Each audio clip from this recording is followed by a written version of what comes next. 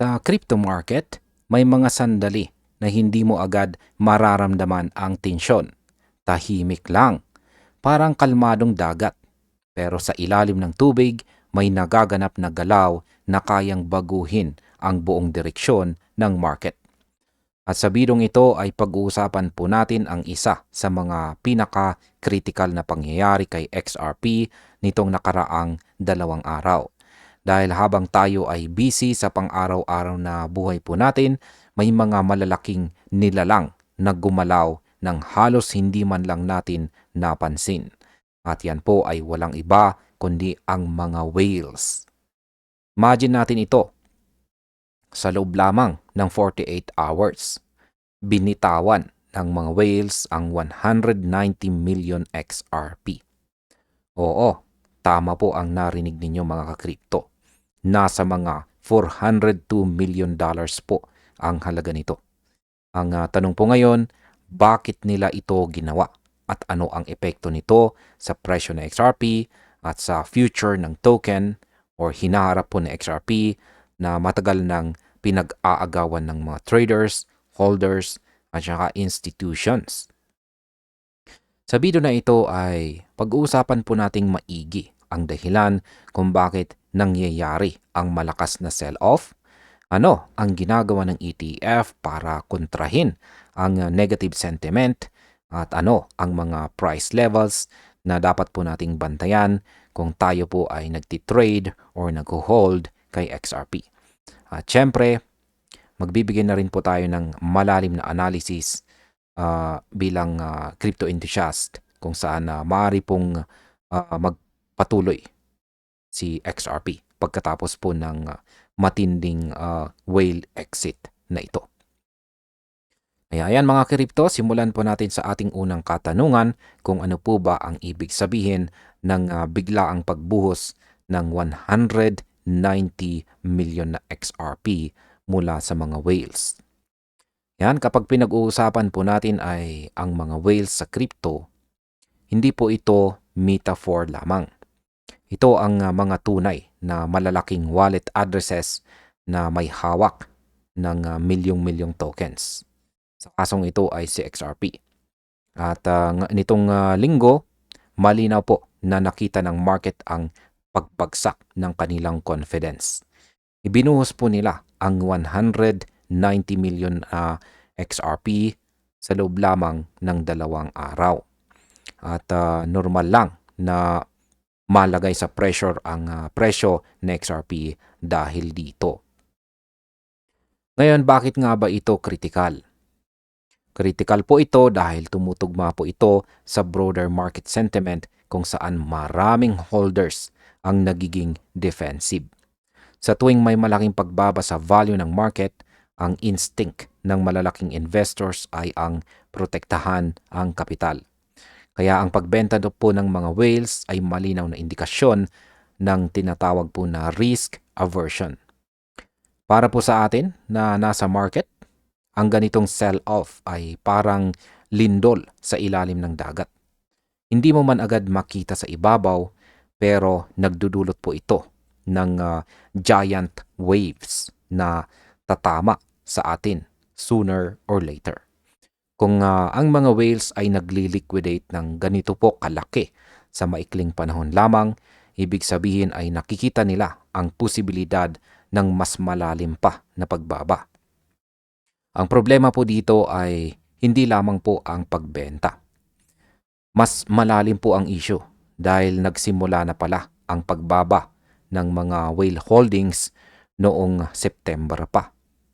Mula po sa 6.8 billion XRP, bumaba po ito sa 5.22 billion XRP ngayon. Ibig pong sabihin 1.58 billion XRP ang nailabas po nila sa loob ng 2 buwan. At kapag ang mga whales ay consistent sa kanilang ginagawa, hindi ito simpleng profit-taking lamang. Ito po ay isang behavioral pattern. Ngayon ay bakit nga ba umaalis ang mga whales mula sa market habang bumabagsak si XRP? Hindi po ito random. Hindi ito impulsive. May rhythm po ang galaw ng mga whales na parang heartbeat ng market.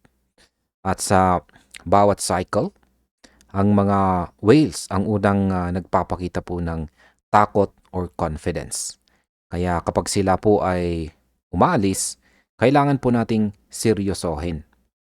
Sa loob po ng nakarang linggo, si XRP ay bumaba po ng 14.6%.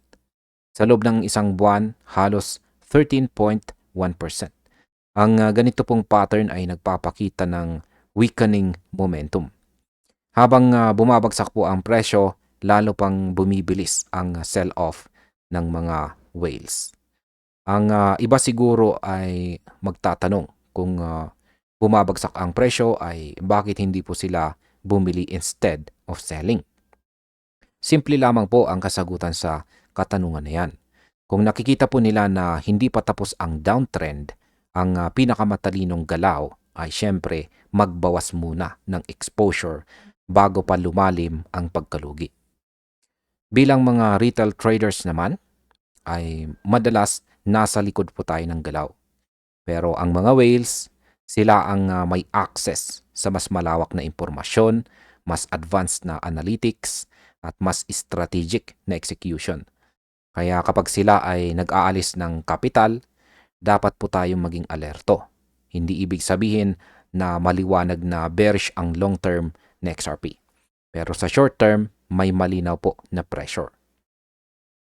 Ngayon ay maaari bang magbago ang sentiment dahil sa ETF inflows? Kung whales po ang nagpapabigat sa sell-off, ang mga ETF naman ang nagbibigay ng reassurance sa market. Dahil kahit may malakas po na pressure sa presyo, hindi po tumigil ang pagpasok ng pera sa Canary Capital XRP ETF or XRPC. Simula po nang ma-launch ito noong November 13, wala itong kahit isang araw ng net outflow. Ibig sabihin kahit bumabagsak po ang presyo ng XRP, tuloy po ang pasok ng institutional money. At nito pong linggo lamang, meron pong $49.5 million na inflows nito. Sa kabuuan, nasa $292.6 million na ang total net inflows. Kaya bakit nga ba ito mahalaga? Mahalaga po ito dahil iba ang behavior ng ETF investors kumpara sa mga whales. Ang mga whales ay mabilis mag-react sa market volatility. Ang mga ETF investors naman ay may longer term outlook. Nagpapakita po ito ng paniniwala na sa mas malawak na panahon, may value sa XRP at magiging mahalaga ang kanyang role sa financial ecosystem. At hindi lang yan, papasok pa ang Bitwise XRP ETF ngayong araw at posible pong sumunod ang Grayscale XRP ETF sa November 24. Ito ay napakalaking bagay dahil nagdadagdag po ito ng liquidity at saka institutional demand. Kapag may multiple ETF na active at may inflows, nagkakaroon po ng bagong demand stream na nakakapagpabawas sa epekto ng mga whales. Ngayon ay ano naman ang mga price levels na dapat po nating bantayan kung patuloy po ang pagbagsak. Yan, meron pong binahaging post dito si Ginoong Ali Martinez kung saan ay siya ay nagpakita ng mga pangunahing levels na dapat po nating tingnan gamit ang tinatawag po na URPD or UTXO Realized Price Distribution. Ayon po sa kanya, bumagsak na si XRP sa support level na $2.15 na isa po sana sa protective zones ng token or ni XRP. Kapag hindi po napanatili ang ganitong level, ang susunod na zones ay nasa $1.91 at saka $1.73. Ito po ang tinatawag niyang demand zones kung saan traditionally ay mas malaki ang buying interest. Kung titingnan po natin ang market structure, ang pagbaba po sa $1.91 ay equivalent po sa 10% na retracement yan. habang ang pagbaba naman po sa $1.73 ay halos 18% mula sa kasalukuyang presyo. Sa ganitong senaryo, kailangan po natin na maging maingat bilang mga traders. Kapag bumaba pa sa XRP sa mga levels na ito, maaari pong magkaroon ng mas malalim na correction. Ngunit kung mag-hold po ang alinman sa mga support na ito, may chance po na bumagal o huminto ang negative momentum at mag-prepare po para sa bagong uptrend. Ngayon ay ano naman po ang posibleng mangyari kapag nagkaroon ng tama ang whale sell-off at saka ETF inflows? Kaya yan po ang pinakamalaking tanong. Ano ang ano po ang mangyayari kapag ang dalawang napakalaking pwersa ay nagbanggaan? Sa isang banda, ang mga whales ay nagbebenta po ng tuloy-tuloy. Sa kabilang banda, ang mga ETF ay nagpapasok naman ng bagong kapital araw-araw. Ang ganito pong sitwasyon ay posibleng humantong sa price stabilization kahit na may negative pressure. Kapag ang ETF inflows ay umangat pa, maaari pong ma-offset ang whale exits. Pero may hidden danger po. Kapag naubos po ang buying pressure ng ETF pero hindi po huminto ang mga whales, maaari pong bumigay ang mga support levels. Kaya sa technical na pananaw, ang market consolidation po ay maaaring mangyari habang naglalaban ang dalawa. At bilang panghuli ay ano naman ang aking masasabi tungkol dito. Ngayon, nakita po natin ang buong larawan. Malinaw po para sa akin ang tatlong mga bagay. Una, ang whale sell-off ay hindi po magandang senyales sa short term. Ibig sabihin, may nararamdaman po silang risk o uncertainty na hindi pa ramdam ng mga retail investors. Kung ang malalaking wallets ay tuloy-tuloy po sa pagbawas ng kanilang hawak or holdings, posibleng hindi pa tapos ang pagbaba ng presyo ng XRP. Pangalawa, ang mga ETF ay nagpapakita po ng opposite or kabaliktarang sentiment. Habang umaalis po ang mga whales, ang institutions naman ay pumapasok. Ibig sabihin, may malalim po na paniniwala sa long-term value ng XRP bilang digital asset na may utility. Hindi po ito speculative money. Ito po ay strategic capital.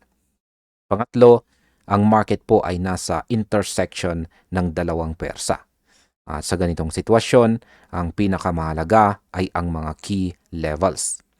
Kapag nag-hold po ang presyong $1.91 o ang $1.73, maaari pong magbago ang sentiment at magsimula ang rebound. Kapag hindi, kailangan po natin na maging handa dahil posibleng maging malalim ang correction. Sa madaling salita, hindi pa po tapos ang laban ng XRP. Pero kailangan po natin na maging matalino, maingat at alerto habang sinusundan ang galaw ng mga whales at saka institutions. Dahil kung may isang bagay na sigurado, hindi po nauubusan ng sorpresa ang crypto market. At ayan, hanggang dito na lamang po tayo sa video na ito mga ka-crypto. Maraming salamat sa panonood.